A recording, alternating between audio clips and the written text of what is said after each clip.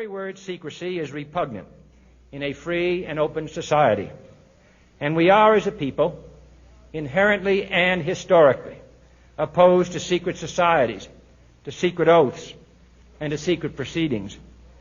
We decided long ago that the dangers of excessive and unwarranted concealment of pertinent facts far outweighed the dangers which are cited to justify it.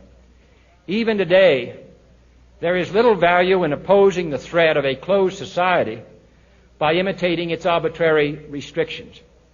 Even today, there is little value in ensuring the survival of our nation if our traditions do not survive with it. And there is very grave danger that an announced need for increased security will be seized upon by those anxious to expand its meaning to the very limits of official censorship and concealment. That I do not intend to permit to the extent that it's in my control.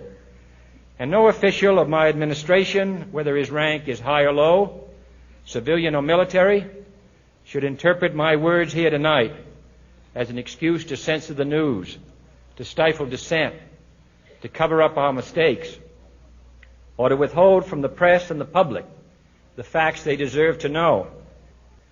For we are opposed around the world by a monolithic and ruthless conspiracy that relies primarily on covert means for expanding its sphere of influence, on infiltration instead of invasion, on subversion instead of elections, on intimidation instead of free choice, on guerrillas by night instead of armies by day.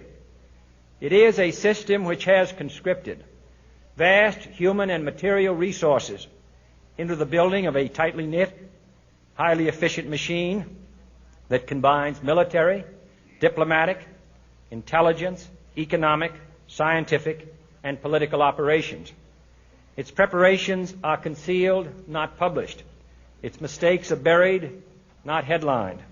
Its dissenters are silenced, not praised. No expenditure is questioned, no rumor is printed, no secret is revealed.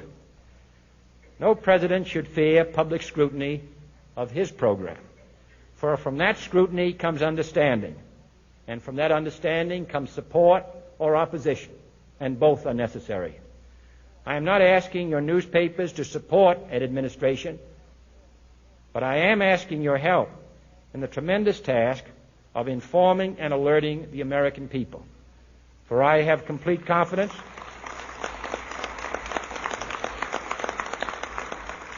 in the response and dedication of our citizens whenever they are fully informed.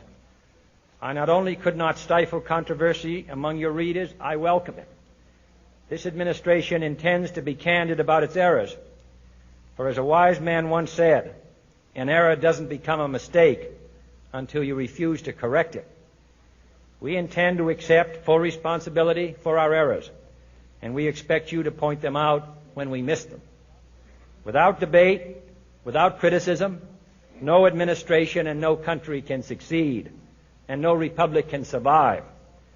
That is why the Athenian lawmaker Solon decreed it a crime for any citizen to shrink from controversy. And that is why our press was protected by the First Amendment, the only business in America specifically protected by the Constitution, not primarily to amuse and entertain, not to emphasize the trivial and the sentimental, not to simply give the public what it wants, but to inform, to arouse, to reflect, to state our dangers and our opportunities, to indicate our crises and our choices, to lead, mold, educate, and sometimes even anger public opinion. This means greater coverage and analysis of international news, for it is no longer far away and foreign, but close at hand and local. It means greater attention to improved understanding of the news, as well as improved transmission.